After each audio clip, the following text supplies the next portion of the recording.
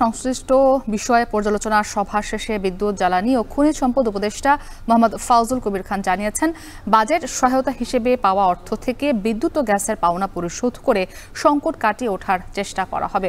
এ নিয়ে আরও জানাতে সচিবালয় থেকে যুক্ত হয়েছেন মুন্নাফ রশিদ।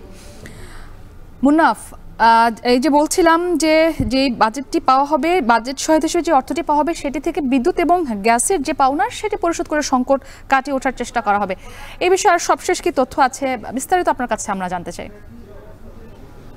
মূলত বিদ্যুৎ জ্বালানি উপদেষ্টা কিছুক্ষণ আগে একটি বিষয় পরিষ্কার করার জন্য সাংবাদিকদের ডেকেছিলেন। আমরা সেখানে এসেছিলাম এবং বলেছেন যে কয়েকদিন আগে সম্প্রতি সময়ে একটি পত্রিকায় ভোলার যে একটি গ্যাস ক্ষেত্র রয়েছে সেখানকে গ্যাসের পরিমাণ নিয়ে একটি ভুল তথ্য এসেছে। সে বিষয়ে তিনি এখানে কথা বলছিলেন এবং বলছেন যে 5 TCF পর্যন্ত যে গ্যাসের সম্ভাবনার কথা বলেছে উত্তোলন করা যাবে, সেটি তিনি বলছেন যে ভুল তথ্য ছিল। সেখানে মূলত 2.6 TCF গ্যাস রয়েছে সেটি বলেছে। এবং এখানে কিন্তু একটি বিষয় জানিয়েছেন তিনি যে বিদ্যুৎ জ্বালানি এবং গ্যাস ক্ষেত্র উন্নয়নের বা বিদ্যুৎ জ্বালানি খাতের উন্নয়নের জন্য যে বিশ্ব ব্যাংকের কাছে $1 বিলিয়ন এবং এডিবির কাছে, এশিয়ান ডেভেলপমেন্ট ব্যাংকের কাছে কিন্তু $1 বিলিয়ন ঋণ সহায়তার কথা বিদ্যুৎ জ্বালানি মন্ত্রণালয় থেকে চাওয়া হয়েছে এবং সেটির বিষয়ে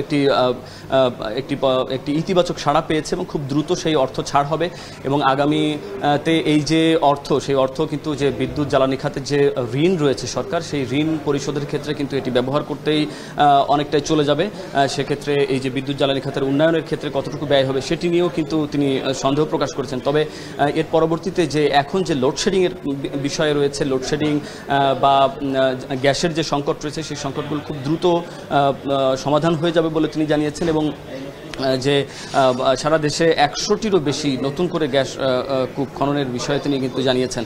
অর্থাৎ এই যে বিদ্যুৎ জ্বালানি খাতের যে সম্ভাবনাময় রয়েছে, সামনে যে বেশ কয়েকটি সম্ভাবনায় দিক রয়েছে, সেই বিষয়গুলো তিনি বিশেষজ্ঞদের সহ কিন্তু এখানে বসেছিলেন এবং তিনি সাংবাদিকদের মাধ্যমে সেটি জানানোর চেষ্টা করেছেন। এবং সামনে যে আগামী শীতকে কেন্দ্র করে যে গ্যাসের একটি সংকট দেখা যায়, গ্যাসের একটি তীব্র সংকট দেখা যায়, সেটি এবার হবে না বলে তিনি বলেছেন যে নতুন করে বেশ কয়েকটি প্রকল্প রয়েছে এবং সেই বিষয়গুলো সামনে বাস্তবায়ন হলে আগামীতে শীতের আগেই সেই সংকট সমাধান হয়ে যাবে বলে তিনি তেমন আশ্বাস দিয়েছেন।